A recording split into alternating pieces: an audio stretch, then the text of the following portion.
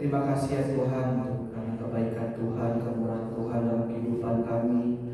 Hari ini kami masih ada itu semua karena kebaikan Tuhan. Terlebih ya Tuhan, kami boleh datang di rumah Tuhan untuk kami bersekutu, untuk kami memuji nama Tuhan, untuk kami mendengarkan sabda daripada Tuhan. Kami memohon hikmat daripada Tuhan untuk kami mengerti apa yang Tuhan hendak sampaikan lewat firman-Mu. Dan hamba-Mu juga berdoa ya Tuhan, jauhkan kami dari segala apa saja yang mencoba mengganggu kami ya Tuhan, supaya kami tidak fokus lewat apapun yang ada di sekitar kami ya Tuhan. Terima kasih Tuhan Yesus. Inilah doa permohonan kami dalam nama Tuhan Yesus. Kami sudah berdoa. Amin. Shalom Bapak Ibu. Shalom. Shalom.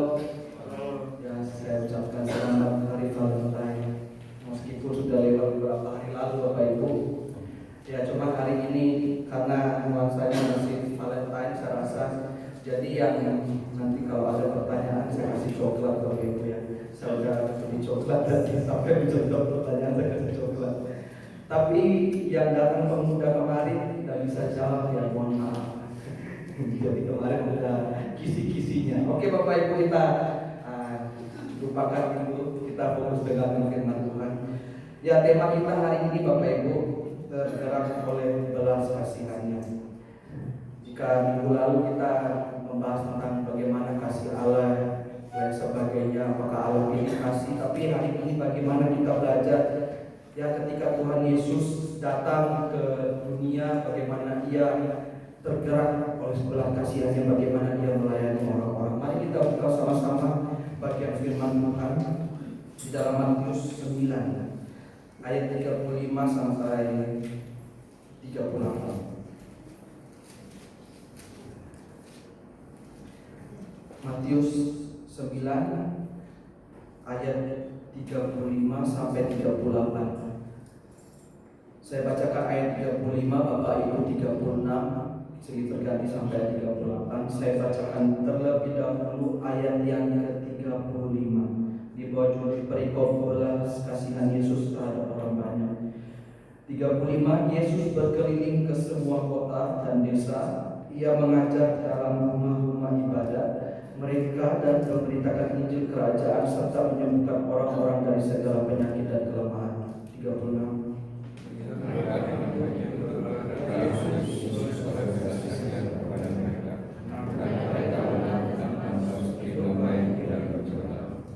Lalu katanya kepada murid-muridnya, tuanya memang banyak tetapi pekerja sedikit.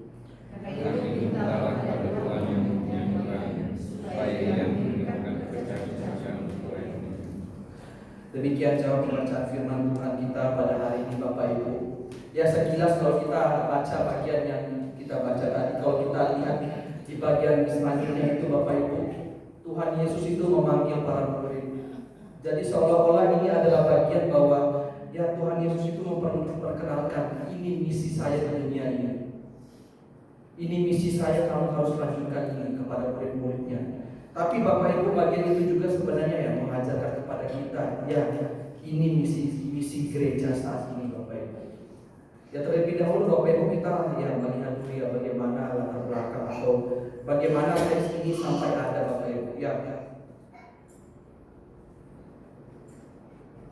Oke, kita sudah bahas tadi ya background dari Matius 9 tadi. Kita melihat, kalau kita perhatikan Bapak Ibu di bagian sebelumnya itu bagaimana kita tahu ya khotbah di bukit ya, sebuah pengajaran yang luar biasa hebatnya ya. Bagaimana Tuhan itu mengatakan bagaimana kalau kamu mengikuti Tuhan itu ya seperti ini di pasal 5 sampai 7. Kemudian bagaimana kita itu hidup dalam kerajaan Allah. Orang yang hidup dalam kerajaan Allah itu dia mengasihi Allah dan juga mengasihi sesamanya. Dia mengasihi Allah dan juga sesamanya. Tapi itu bukan hari tertentu saja Bapak Ibu, tapi setiap hari. Itu yang Tuhan Yesus katakan di dalam pengajarannya yang besar Bapak Ibu di pasal 5 sampai 7. Tapi kalau kita lihat di bagian selanjutnya 8 sampai 10 itu Bapak Ibu, ya Tuhan Yesus banyak melakukan sebuah mujizat. Jadi antaranya Bapak Ibu bisa lihat sendiri ya, ada orang kusta, hamba seorang perwira, ibu yang sakit, kemudian dia menenangkan laut dan lain sebagainya Bapak Ibu. Tapi kalau kita melihat bagian yang kita pelajari hari ini Bapak Ibu, sebenarnya ya sedang mengajarkan kita bahwa ya pekerjaan Tuhan itu ternyata enggak kecil Bapak Ibu. Pekerjaan Tuhan itu luas, pekerjaan luas itu sangat banyak.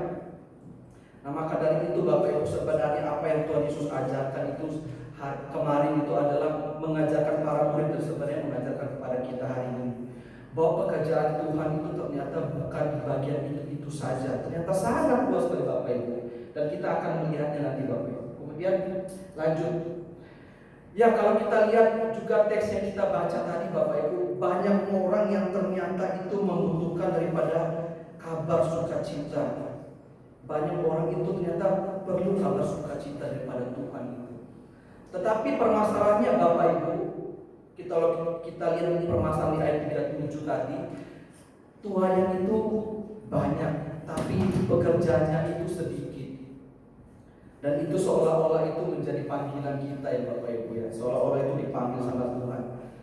Kita mau reject atau kita mau angkat teleponnya Tuhan. Ya mau terima nggak jadi pekerjaannya Tuhan. Itu yang jadi permasalahannya Bapak Ibu. Ya saya mungkin pakai gambaran ini ya. Gambaran ini mungkin ya agak gelap ya. Ini posisi seorang raja.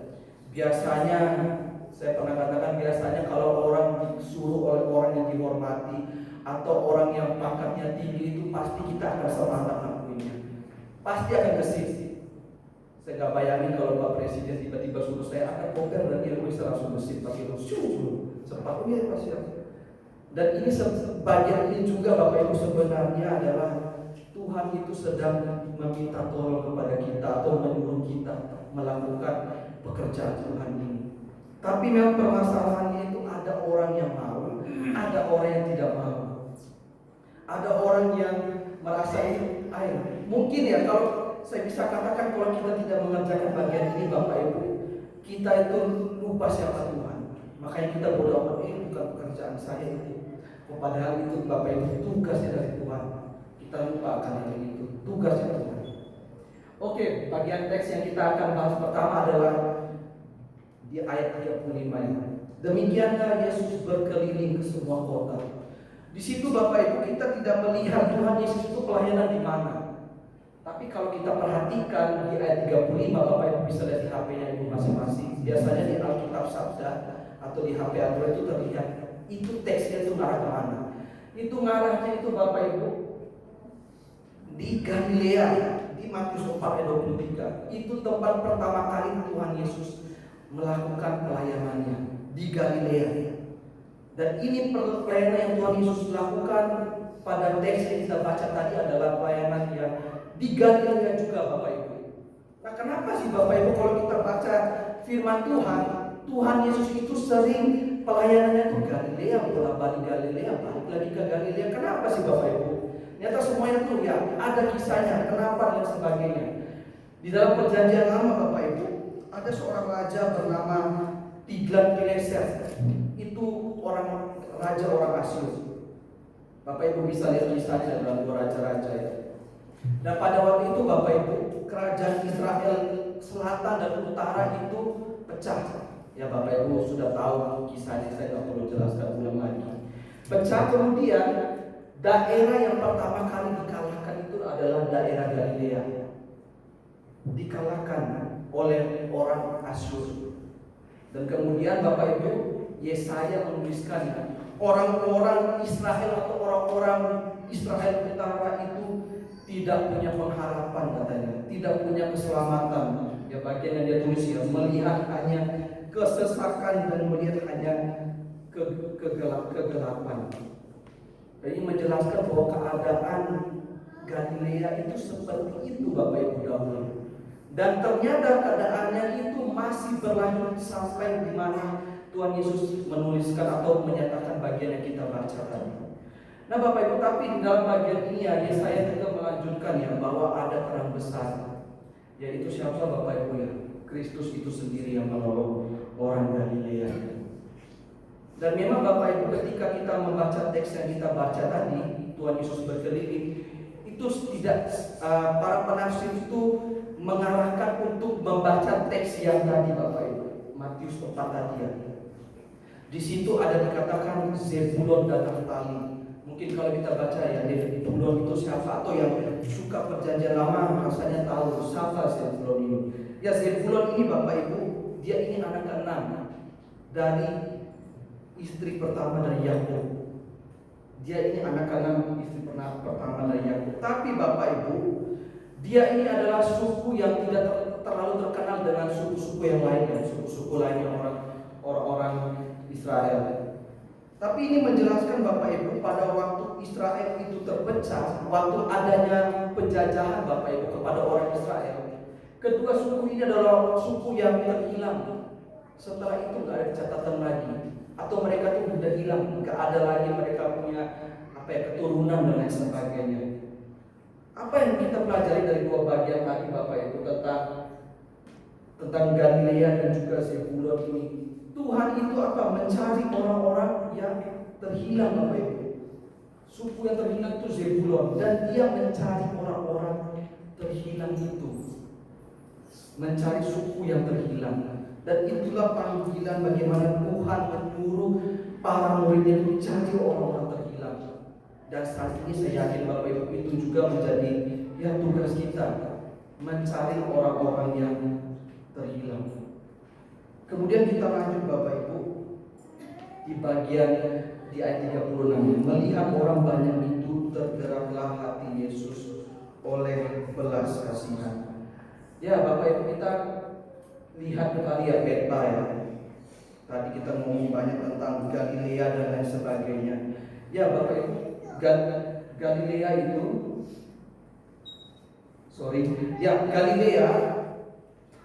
itu ini ya Bapak Ibu ya, yang di atas ini ada kayak danau dan sebagainya. Ya di bagian itu Bapak Ibu, menurut beberapa penafsir itu ada 200 desa dan penduduknya itu ada 3 juta.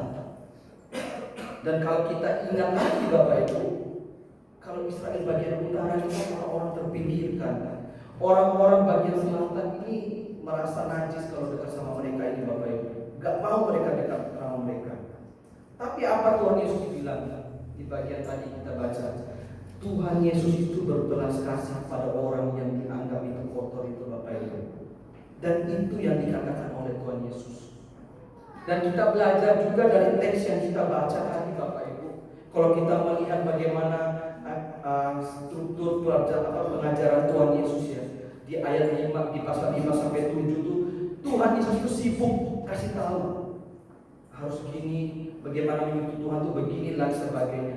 Tapi di bagian selanjutnya Bapak Ibu, dia tidak hanya ngomong doang, dia tidak hanya pandai retorika dan sebagainya, tapi dia lakukan sesuatu Bapak Ibu. Nah, itu bedanya apa yang dilakukan Tuhan Yesus. Mungkin kita bisa hari ini mengatakan dan sebagainya Bapak Ibu, tapi nggak semua orang mau melakukan sesuatu. Dan itu yang dilakukan Tuhan Yesus di bagian ini, di pasal 4 sampai 9. Dia melakukan betul-betul apa yang sudah diajarkan kepada murid-muridnya. Dan mungkin Bapak Ibu, para murid itu diajar lewat mulut aja, tapi kalau Tuhan Yesus sudah tunjukkan, tidak mungkin para murid melakukan. Saya yakin sekali Bapak Ibu. Makanya kenapa Tuhan Yesus itu melakukan mujizat tadi? Perhatikan ya Bapak Ibu ya.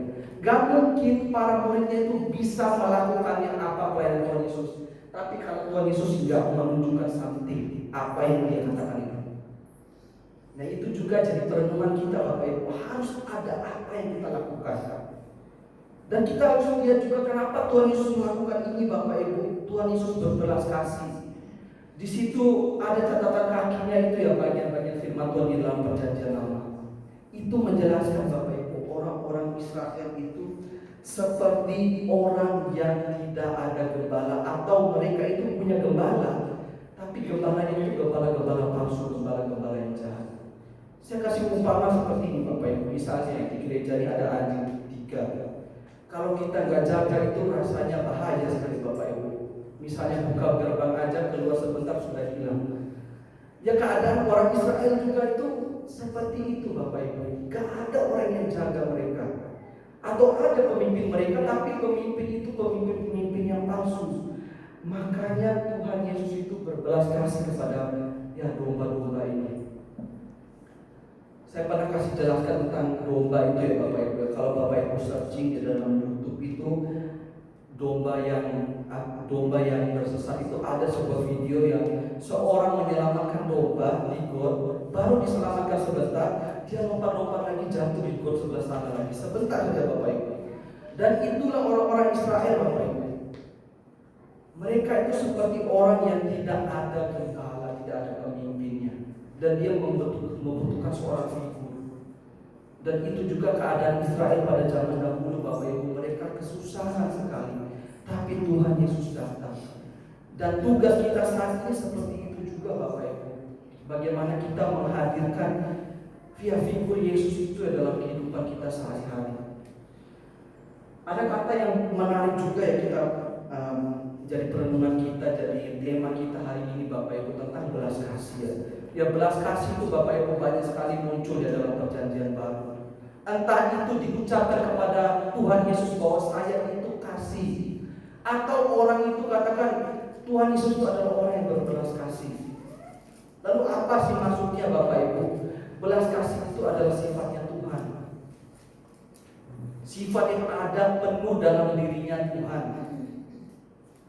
Lalu apa yang bisa kita pelajari dari bagian ini Bapak Ibu? Belas kasih itu ada di Tuhan dan lain sebagainya. Dan bagian ini Bapak Ibu merujuk pada Kolose ya.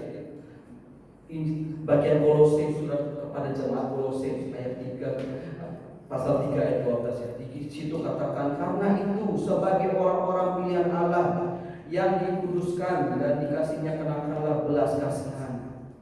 Kalau kita baca bagian itu full Bapak Ibu, itu bicara tentang manusia yang baru, manusia yang sudah diselamatkan oleh Allah. Lalu maksudnya apa Bapak Ibu? Maksudnya adalah orang-orang kita yang percaya hari ini Bapak Ibu, harusnya itu punya ini belas kasihan, harusnya itu punya kemurahan, kerendahan hati. Karena kita itu orang-orang yang sudah diselamatkan oleh Allah. Jadi belas kasihan itu bukan hanya ada pada diri Tuhan Yesus. Bukankah dalam diri kita ada Roh Kudus Bapak Ibu?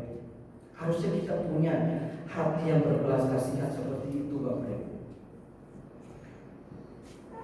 Dan tidak kalah pentingnya juga Bapak Ibu, bagaimana Tuhan Yesus itu tergerak oleh orang-orang banyak, orang-orang yang terabaikan itu. Dan pada zaman itu ya, saya kira Bapak Ibu tahu semuanya orang-orang itu adalah orang-orang yang terabaikan Bapak Ibu. Sudah jelas dari orang-orang yang terabaikan. Kenapa? Orang-orang Farisi itu merasa najis dengan orang-orang seperti itu. Tidak mau mereka Bapak Ibu, tidak mau sama orang-orang yang ya bagian Israel Utara itu, tidak mau mereka. Mereka merasa najis dengan orang-orang seperti itu. Ya karena sekali lagi Bapak Ibu, itu adalah Israel bagian utara. Bagian utara itu sangat menjijikan bagi orang-orang bagian selatan pada waktu itu. Tapi apa yang Tuhan Yesus tunjukkan di bagian ini Bapak Ibu? Dia menghabiskan pelayanan itu banyak di Galilea, di bagian utara ini. Orang-orang yang memerlukan. Dan memang saya katakan di bagian awal tadi Bapak Ibu, tugas gereja hari ini ya memang itu adalah bermisi juga. Tapi kita akan melihat nanti aplikasinya itu apa sih sebenarnya dalam bagian ini. Kemudian bagian yang terakhir ya, maka katanya kepada murid-muridnya, tuayan memang banyak tapi bekerja sedikit. Ya kalau kita baca bagian ini kita sudah mengerti ya, oh Tuhan Yesus ini kasih kode keras atau gimana ya. Bisa juga kalau orang dikasih kode keras itu ada yang peka, ada yang enggak Bapak Ibu. Ada yang peka, ada yang enggak, mungkin sindir-sindir halus dan sebagainya. Tapi sebenarnya ini memang menegur Bapak Ibu, sindir-sindir halus. Ya, jangan jadi penonton. Jangan jadi orang Kristen yang hanya pasif, hanya jadi penonton saja. Ya udah cukup saya datang gereja, itu sudah cukup saya rasa. Kata itu tidak seperti itu Bapak Ibu.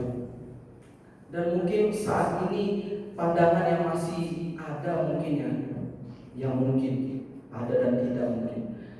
Pandangan yang masih ada, tugas itu hanyalah tugas hamba Tuhan atau tugasnya para penatua. Ya berarti saya berani katakan berarti tugas itu berarti hanya kepada hamba Tuhan, berarti itu orang hanya itu orang percaya berarti. Hanya itu tugas orang percaya itu berarti hanya hamba Tuhan dan juga para penampuan. Karena orang menganggap ya itu tugasnya bukan tugas jemaat, itu tugasnya siapa? Tugasnya orang-orang yang dipanggil di gereja. Bukan seperti itu Bapak Ibu. Dan saya juga baca bagian ini ya. Mungkin saya gampang aja ngomongnya. Saya kan sudah sekolah teologi, mau nggak mau harus jadi pekerja tuh. Tapi sebenarnya kalau saya tidak mendengarkan bagian ini Bapak Ibu, maka berdosalah saya Bapak Ibu baca bagian ini. Saya hanya ngomong aja tapi nggak mau kasih. Ya istilah kasarnya mungkin menegur. Kita diajar Bapak Ibu jangan jadi penonton. Jangan hanya jadi penonton, lihat saja orang-orang yang beraksi. Tapi kita itu disuruh jadi aktor Bapak Ibu. Aktor itu bukan aktor besar aja, bisa aktor kecil dan sebagainya. Kita dipanggil untuk jadi pekerja ini Bapak Ibu. Kita sedang dipanggil. Dan mungkin saat ini juga Bapak Ibu kita tidak tahu apa yang menjadi pelayanan atau fokus pelayanan daripada Tuhan Yesus. Mungkin bisa jadi seperti ini Bapak Ibu. Kenapa saya bilang seperti ini? Kita ingat kisah ini Bapak Ibu. Mungkin ada yang tahu ya kisah Yohanes 4. Tuhan Yesus dengan perempuan Samaria. Di dalam teks itu Bapak Ibu diceritakan ketika Yohanes mengalami masalah dan sebagainya, Tuhan Yesus itu kembali ke Galilea. Dia kembali ke Galilea. Ketika itu Tuhan Yesus sedang lapar, kehausan, murid-muridnya pergi ke kota untuk mencari suatu makanan. Pada saat itu ketemu perempuan Samaria. Ketemu perempuan Samaria dan setelah itu sekilas cerita kemudian datanglah para muridnya. Waktu mereka mau kasih makanan bukan makanan ini, bingung para muridnya. Tapi ada satu bagian yang menarik yang kita bisa pelajari. Tuhan Yesus mengatakan seperti ini. Bukankah kamu mengatakan 4 bulan lagi tibalah musim menuai? Tetapi aku berkata kepadamu, lihatlah sekelilingmu dan pandanglah ladang-ladang yang sudah memenuhi matang untuk dituai. Maksudnya apa Bapak Ibu? Kembali lagi saya jelaskan ulang lagi. Teks ini Galilea lagi Bapak Ibu, atau Samaria bagian besar utara lagi. Dan para murid itu nggak ngerti apa sih Tuhan Yesus ngomong ini. Dia sendiri itu ini daerah yang terpinggirkan itu sebenarnya itu yang membutuhkan. Dan mungkin dari bagian ini juga Bapak Ibu kita bisa berefleksi ya. Jangan sampai selama ini kita fokus kita salah pelayanan. Karena para murid juga seperti itu Bapak Ibu. Mereka itu hanya berfokus ya Yerusalem, selatan dan sebagainya. Atau Tuhan Yesus itu jadi raja di dunia ini. Ternyata enggak Bapak Ibu. Tuhan Yesus itu cari Samaria, orang yang ini, pinggirkan ini, orang-orang yang kotor ini Bapak Ibu. Jangan sampai kita sudah salah fokus. Ya saya salah fokus, gereja salah fokus pelayanannya. Sibuk dengan hal harusnya itu bukan itu, bisa aja Bapak Ibu. Ya kembali lagi ya kita berhikmat ya. Saya tidak mau menjadi nilai sebagian, tapi kita belajar dari bagian ini Bapak Ibu. Lihatlah sekelilingmu, mana yang membutuhkan itu sebenarnya. Ya kali ini ada pertanyaan yang saya kasih coklat. Yang kemarin datang nggak boleh jawab. Ini datang pemuda misalnya. Saya dapat ilustrasi ini dari Sofale. Orang ini ada yang kenal Bapak Ibu? Gak boleh jawab oleh pemuda. Tanya yang berdiri dari setelah. Ada yang tahu orang ini Bapak Ibu? Kita tebak-tebakan dulu sebentar. Yang suka main sosmed harusnya tahu. Orang ini, polisi ini suka cari ODGJ Bapak Ibu. Mau jadi muda itu, dia masih sayang sama orang ini. Hebat sekali. Ada yang tahu Bapak Ibu? Gak ada yang tahu ya?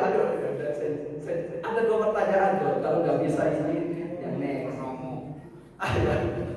Ya dapat Pak Yunus itu. Terima kasih saya. Ya ini Aida Purnomo Bapak Ibu. Jadi apa yang dilakukan di sela-sela tugasnya sebagai seorang polisi itu ya? Dia itu cari ODGJ Bapak Ibu. Orang-orang yang membutuhkan. Wah saya sampai mikir tuh, aduh kok bisa ya? Dia itu kalau kita pandang ya, dia ini kan pekerjaannya polisi. Tapi dia bisa melakukan sesuatu itu yang menurut pandangan saya itu pekerjaan Tuhan. Bisa aja saya ini pekerjaan Tuhan di sini, tapi di luar tuh saya nggak bisa bekerja Tuhan kayak gini. Bisa aja Bapak Ibu. Wah, sulit sekali. Tapi ada satu orang lagi yang ya luar biasa ya. Sorry Bapak Ibu, ini kayak bisa bantu next, bisa sedikit. Ya, orang ini yang mungkin orang banyak Bapak Ibu tahu ini ya, Bunda Teresa ya. Orang ini sudah tiada, tapi apa yang dilakukannya itu masih berbekas, masih menjadi pelajaran buat banyak orang Bapak Ibu. Apa sih yang dilakukannya? Dia mencari orang-orang, maaf kata, yang sakitnya itu mungkin nggak bisa ditolong. Yang menurut orang itu, dekat orang itu nggak boleh kita sentuh orang-orang kayak gitu, nanti bisa bahaya. Tapi ada satu ungkapan yang menarik yang dia katakan Bapak Ibu. Dia bilang gini, ketika ditanya kenapa Bunda melakukan ini dan sebagainya, saya takut ketika saya melewatkan orang-orang itu ternyata Yesus yang saya lewatkan. Saya langsung mikir, ya ampun. Mungkin terkadang itu yang kita lupakan Bapak Ibu. Kita lupa, kita tidak tahu apakah orang itu adalah di diri Tuhan dalam diri mereka. Kita nggak tahu Bapak Ibu. Tapi kadang kita juga lupa untuk tugas kita itu seperti mungkin orang-orang yang sebutkan tadi, yaitu menjadi teguran bagi pribadi diri saya. Orang seperti ini bisa, saya tidak bisa, itu menjadi aduh gimana ini. Ya saya harap itu juga menjadi tugasnya kita Bapak Ibu.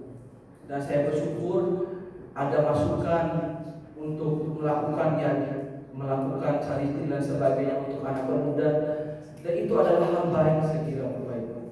Hal baik yang bisa kita lakukan. Mungkin hal itu kecil, tapi sebenarnya itu berdampak besar Bapak Ibu. Kita sudah mewartakan bagaimana kasih Tuhan kepada orang-orang yang membutuhkan itu Bapak Ibu. Mungkin hari ini juga pernah menjadi pergumulan saya juga.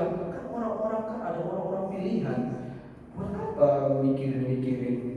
Toh dia sudah selamat, ngapain sih mikir-mikir buat pelayanan di luar, habisin duit di luar dan sebagainya. Saya juga mikir seperti itu Bapak Ibu. Karena dulu saya sempat berpikir mungkin pelayanan di sana yang banyak orang gak percaya enak kan ya. Tapi setelah dosen itu berkata, kan ada orang pilihan, ngapain kamu pelayanan? Itu sebenarnya main-main ya. Kok toh dia udah selamat kalau udah dipilih, kok usah mau pelayanan. Tapi kita lupa Bapak Ibu, kita lupa Bapak Ibu ayat firman Tuhan ini ya. Mungkin kita bisa baca sama-sama ya, Roma 10 ayat 14b. Nah, kelihatannya Roma 10 ayat 14b 2, 3. Bagaimana mereka percaya kepada Dia jika mereka tidak mendengar tentang Dia? Bagaimana mereka mendengar tentang Dia jika tidak ada yang diberitakan? Ada orang-orang pilihan Bapak Ibu. Ada orang-orang yang sudah dipilih Allah dalam kekekalan sudah dari dahulu, yang belum mendengarkan firman Tuhan. Ada orang Bapak Ibu. Banyak orang Bapak Ibu, dan kita nggak tahu. Mungkin hari ini dia belum percaya sama Tuhan, dan mungkin rasanya kita merasa orang itu nggak selamat. Enggak Bapak Ibu, kita nggak tahu intinya itu dia orang selamat apa enggak. Tapi jangan lupa tugas kita ini sebagai Bapak Ibu memberitakan. Dan memberitakan itu bukan hanya berbicara Bapak Ibu. Kita bisa lakukan sesuatu besar kecil, bisa Bapak Ibu. Ketika kita berpergian di mana-mana dengan apa yang kita lakukan kepada orang lain, sesama kita, orang di luar kita, bisa seperti itu kita beritakan kerajaan Allah Bapak Ibu. Bisa seperti itu. Dan harusnya diri kita itu punya belas kasihan, harusnya. Karena Allah kita itu kasih Bapak Ibu. Allah kita itu kasih. Dan orang yang menjadi ciptaan baru itu tandanya itu dia punya belas kasihan. Kalau orang nggak punya belas kasihan berarti dia bukan ciptaan yang baru. Dan itu pergumulan menjadi teguran buat saya dan Bapak Ibu juga. Lalu apa sih yang bisa kita pelajari dari bagian ini Bapak Ibu? Yang Bapak Ibu sudah tahu dari awal saya ungkapkan, misi Tuhan Yesus itu adalah memberitakan Injil kepada orang-orang yang belum dengar. Misi mungkin daerah-daerah yang belum terjangkau oleh sebagian. Tapi Bapak Ibu ada satu bagian yang mungkin terlewatkan. Misalnya bagian terlewatkan itu ya visitasi. Kenapa saya katakan ini Bapak Ibu? Ya, pemuda yang saya bersyukur pemuda sudah lakukan visitasi yang pertama. Dan saya katakan kemarin di pemuda setelah akhir, visitasi ini bukan dilakukan sama pengurus saja. Saya bakal tarik kalian satu-satu sampai begitu. Maksudnya saya bakal tarik misalnya bukan pengurus siapa, saya akan aja satu-satu nanti. Maksudnya apa sih Bapak Ibu? Saya pikir jangan dulu kita mikir jauh keluar Bapak Ibu. Bagaimana di dalam itu kita bisa care satu sama lain. Itu yang kadang terlewatkan menurut saya. Dan saya pernah melihat bagian visitasi ini di sebelum Bapak yang sebelumnya Bapak Ibu. Dia dibagi, jemaat ini pergi ke sini, ini sebagainya. Dan itu memang ya mungkin awal-awal sulit Bapak Ibu, tapi saya rasa kalau bagian ini berjalan Bapak Ibu, itu kita bisa merasakan kasih sayang antara satu dengan yang lainnya. Jadi tugas ini sekali lagi Bapak Ibu, tugas belas kasihan itu bukan hanya hamba Tuhan dan pengurus, tapi semua jemaat. Dan pemuda saya ingatkan hari ini, saya ajak harus mau ya. Pemuda senyum-senyum sampai final saya akan ajak. Bisa jemput di rumah yang sejemput. Kita bagaimana menyatakan kasih itu, kamu kita bilang hai, kamu sibuk apa, kamu berbulan apa, ya lo kuliah apa berat gitu. Tapi sebenarnya bagian-bagian itu saja itu sebenarnya kita sudah meringankan beban orang itu. Itu baru hal kecil, apalagi kalau kita melakukan hal yang besar. Itu sangat saya rasa sangat indah sekali. Dan saya harap ini bisa kita lakukan Bapak Ibu. Benar-benar kita lakukan antara sesama jemaat, kita saling berkunjung dan sebagainya. Dan pemuda juga seperti itu ya, pemuda remaja. Dan itulah yang kita pelajari hari ini Bapak Ibu. Belas kasihan Tuhan itu dia mencari orang-orang terhilang. Tapi jangan lupa Bapak Ibu, belas kasihan itu jangan lupa sekitar kita ini dalam ruangan ini satu sama lain. Sapa kiri kanan dan sebagainya. Ya saya minta satu kiri kanan bisa sapa. Halo, sapa kabar. Kiri kanan. Masa kiri kanan?